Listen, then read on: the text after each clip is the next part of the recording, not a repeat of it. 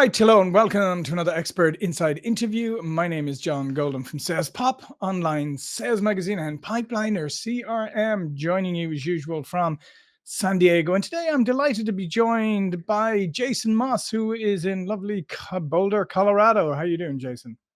Good, John. Thanks for having me. I appreciate it. Yeah, and Jason is a multi-six-figure business coach and leader of a thriving community of tens of thousands of online business owners worldwide.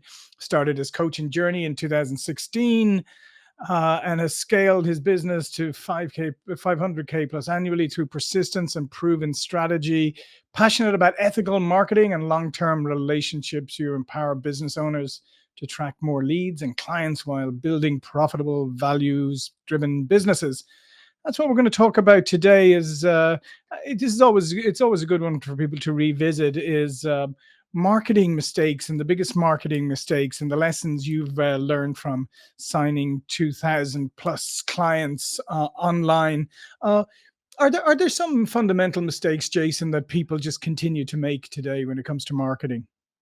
Yeah, I only know these because I've made pretty much every single one of them. So, I mean, there's so many of them, and when I look back over 18 years of building businesses, I've made every single one of these mistakes. I think there's a couple that come up probably time and time again. The first thing, probably one of the biggest things that when I mentor folks, is it's so easy to take a very self-focused view when it comes to marketing. Mhm. And we're all obsessed about whatever it is that we offer, whether that's your SaaS program, or whether that's your coaching or whatever it is. And oftentimes the gap is in the translation. It's the being able to meet somebody else where they are. So I see a lot of folks who are spending a lot of time talking about themselves. They take a very self-focused view in terms of how they present their marketing materials. Generally, we're focused on features, process, more of the kind of self-focused aspect of what we do, and we fail to kind of connect the dots to really the empathy of being able to understand how somebody else sees their world and the challenges and problems and desires and goals that they have, being able to build that bridge from us to them. So Right. that's, I think, probably one of the biggest things that I see lost in translation. It's a very self-focused perspective when it comes to marketing versus the empathy of being able to meet other people where they are. Because it's an interesting one, isn't it? Because you want to be excited about your product or service. You believe that it can do whatever it does. It can help people. It can change their lives, their businesses, whatever.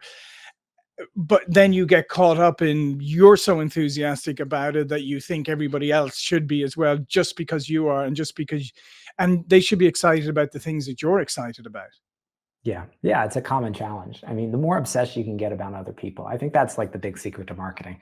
It's like shifting focus from self to other, and the more you obsess on your customers, what's going on in their lives, the more you can meet them where they are and be able to really create that moment through your marketing where people feel seen. And so much of marketing is that it's being able to meet somebody else in their pain, in their challenge, in their desire and dream, and say, "Hey, I see you. I see what you're going through. I get you. I see where you want to go. And by the way, the side note is we have this thing that Mhm. actually is exactly what you need to be able to help you, not the other way around, which is, I think, what most people do." And I like that thing about seen, because seen, heard, and understood is what most people want. But that idea of just being seen, because when you just kind of megaphone market at somebody, I mean, they're not feeling seen. They're just feeling like, they're just one of a bunch of people you're trying to like project your message to. So there's no personal resonance. Yeah, and that kind of brings us to another mistake that comes up quite a bit, which is there's this like broad focused Mhm. targeting. Let me try to speak to everyone. I still see this all the time. As much as business coaches like me spend all of our time talking about niching down and how important that is.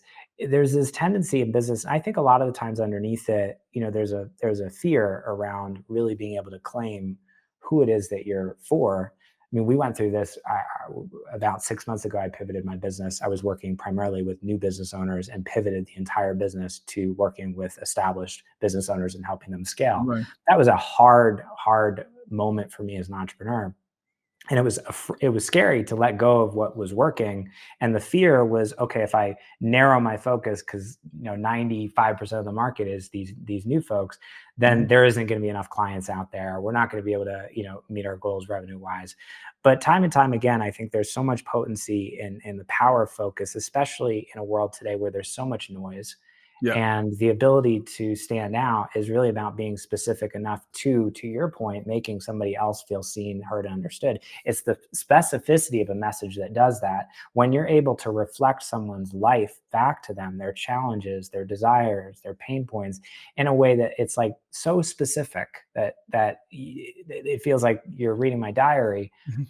That's when you create that moment where someone really feels understood and connected to you as a business. And it comes through narrowing your focus and through really having like the radical bravery and courage in your marketing to choose who you're for and who you're not for, which I think is a hard thing for many people to Yeah. do. Oh, I think it's one of the hardest things because I think we're hardwired as humans. Like we don't like making choices.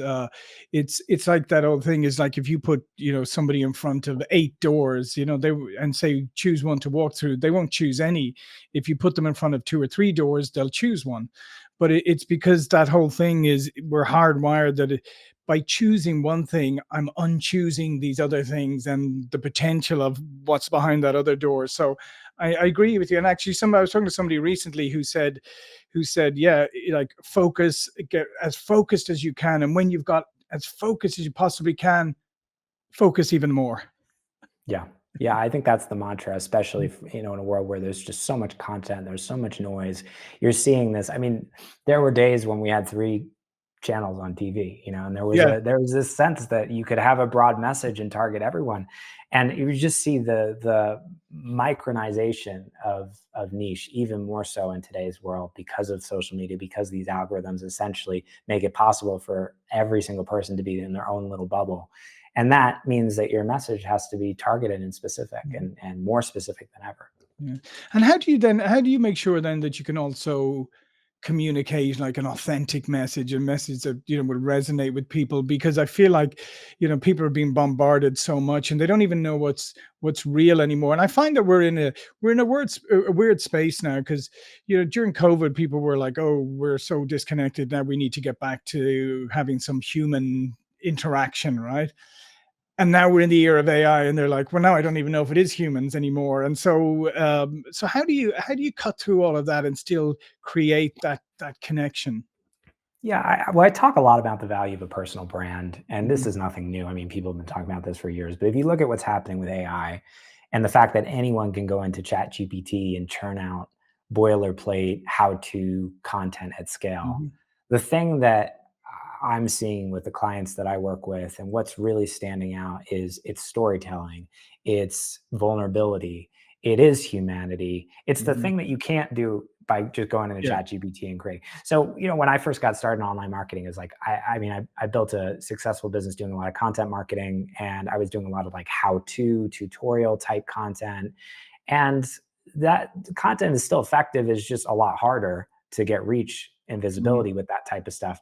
But it's the people who are telling stories, who are building personal brands, where the first touch point that someone has is, it's more about connecting with you as a human being, and then the entry point comes into your product, your service, whatever it is that you do. I'm seeing folks who are really taking that human first, personal brand first approach, which means it's messy. It means bringing you fully into what you do, which a lot of people are afraid to do, Mhm. understandably. I mean, it feels vulnerable to talk about yourself and to share stories from your life, and to be able to bring people behind the scenes and not just create this faceless brand, which I think Mhm. so many of us are used to. But that is the thing, I think, in a world where AI is going to just continue to play a bigger role in the way that marketing is being produced and created.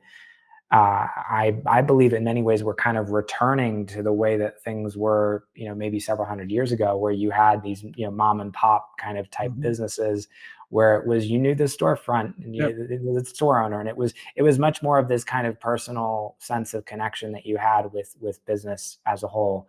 So I see that as a shift that's going to become even more relevant as AI continues to play a larger role in our world. Yeah, and I would agree, and I think people are moving beyond the as you said. I mean, there's a lot of big brands and companies who love to put bumper stickers on their websites about being customer focused and but yet the reality of engaging with them has been so hands off and almost dehumanized that I think some of those are going to struggle mightily with turning the ship around.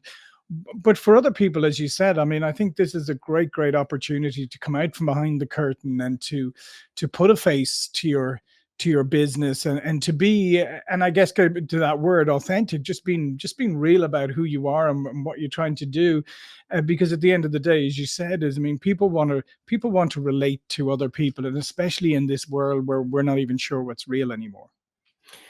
Yeah, it's hard to do. It's almost like something we have to unlearn, because Mhm. most of us grew up in an era of a business where, that was frowned upon, or there was a sense that you show up to work and you kind of leave your personal life at home. Mhm. And everything that I've seen with marketing is the exact opposite of that. it's Yeah. it's like we have to unlearn the thing that is actually the most natural thing in the world for us as human beings, which is to connect. Mhm. Yet we've been taught that that's not the way to do it. And so there is an opportunity. I mean, in my business, recently made a decision. We were running a large group program and serving people in a more, I would say, lower intimacy way. And Mhm. I recently shut down that program and migrated our entire business to one-to-one coaching, Right. which people look on the surface and they're like, "That's dumb, Jason. That doesn't scale. Yeah. Why would you do that? You can create so much more leverage around your time, with more of a leverage delivery model." And on the surface, that makes sense, but in my mind, it's like the thing that people really desire in a world where so much of our humanity is being automated out. You go to the grocery store, and I remember a day where you go to the grocery store and you'd actually talk to a real human being, and they'd scan your groceries and they check you Mhm. out. And the other day I was in Whole Foods, and it's like I don't want to talk to someone anymore. I'm just like, let me just scan my own stuff and get Yeah. get out of here. But in a world where so much of that is the case, there is this deep yearning and this deep desire for intimacy and connection. And so the business owners that are doing the things that don't scale, who are building more humanity and genuine connection. I'm not talking about like connection that you emulate with like a chat bot that's like an Mhm. AI thing, but like real human, non-scalable, the stuff that on the surface your business mind is going to say that's dumb, that doesn't make any sense, why should we Yeah. do that when we could just automate this. That's the stuff that actually works Yeah. in this world. Yeah. It's funny because you just reminded me of something. Like one of the things that I enjoyed most when I first moved here, it's that I came during the dot-com era, but traveling all over the States, I loved I loved getting taxis because I loved talking to taxi drivers because you'd find people from all over the world, and I loved geopolitics. So like I'd have a taxi driver from Eritrea, in Africa, and I'd be like, oh, I know there's a war going on, blah blah, and I'd have these phenomenal conversations. And then like I'm up in LA recently, and I see these people going by in those automated cars where they're sitting in the passenger seat and there's no driver, and it's Yeah. taking them somewhere. And I'm thinking, wow, that's quite the journey we've come from to now. To your point, is now we're traveling in isolation, right? So everything is isolated, but yet it seems to be running counter to what we really want. Yeah, yeah, that's the thing. I mean, whenever there's a zig, there's a zag, Yeah. and I see business kind of in these two lanes right now. There's businesses, and I think that the truth is there's value in both of these Sure. perspectives. You have companies that are very automation focused, that are looking at how do we create more efficiency through scaling out human Mhm. beings, and I think there's value in that in many ways. And then there's companies that are looking at how do we increase the humanity in what we do. And I Right. think both of those are opportunities, but I see the former as more of a race to the bottom, I'll be honest, because Mhm. in a world where anyone can do that, Yeah. what's the competitive advantage? I think it's the thing that 99% of people aren't doing. That's where the opportunity is. Yeah. Yeah. So what are some other mistakes that you see people making around marketing? I mean, I see a lot of people who, there's kind of two camps in terms of how we look at marketing. There's people who are very like direct sales oriented, where it's there's no value in terms of building an audience around that. It's more like, how do we just create this short, tight conversion Mhm. funnel, and how do we try to optimize that as much as possible to get people on the front end to sign up. I mean, I used to be a director of sales and we ran a business that way. And what I found was refund rates were actually quite high in that type of a model. And we needed a big sales team, because when someone watches like a 40-minute webinar of yours and they have no idea who you are, and then they get on a Mhm. call with you, you got to do a lot of heavy lifting in the Yeah. sales conversation. So that's kind of like a sales driven business model. Not a big fan of that type of approach. On the other hand, you got people who are just creating a ton of content for free and never selling because they're like afraid to actually ask for the sale.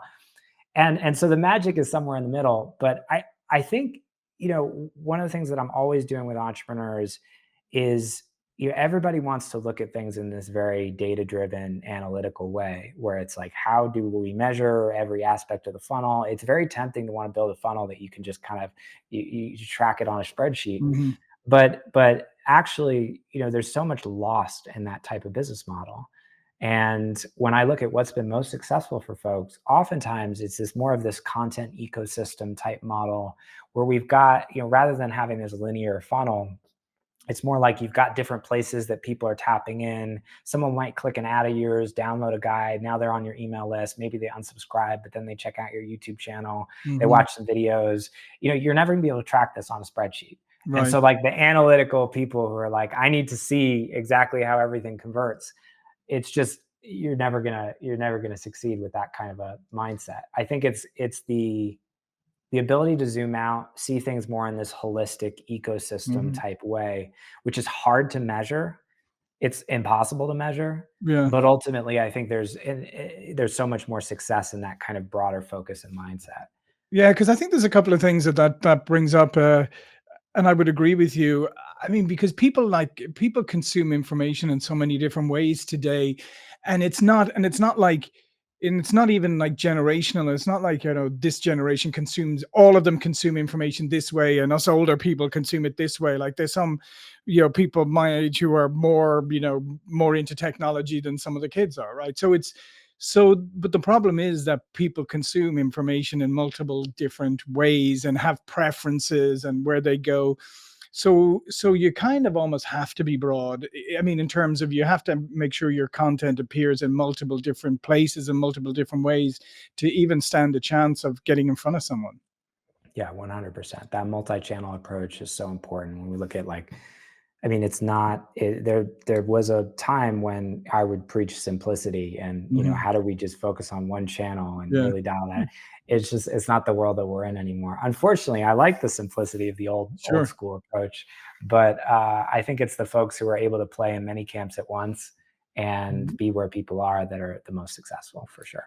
And what are some ways that you can ensure that you continue to create like valuable content or useful content? Because, and as you said, I mean, there's so much content being churned out now, and now with AI, people are thinking, oh, great, now I can just like flood the world with nonsense and be everywhere. I mean, how do you stand out in a world that's gone a little bit content crazy? Well, I mean, there's a couple pieces. The first is probably empathy. We talked about this a little bit earlier, but I think that the content that people want to consume is the content that's relevant to them, that's going to help Mhm. them in some meaningful way. So I think it starts with a deep understanding of who your people are. And I mean, so much of my content just comes from having conversations with clients, from being deeply enmeshed in the world of helping people build businesses. And oftentimes I'll just get off a client call and I'm like, oh, we had a really interesting conversation there. That needs to be a reel, or that needs to be a Mhm. post, or that needs to be a Yeah. video on YouTube. So it's pretty simple. Like, people ask me, where do you get content ideas from? I'm like, you just go ask your people. They'll tell you what their challenges are.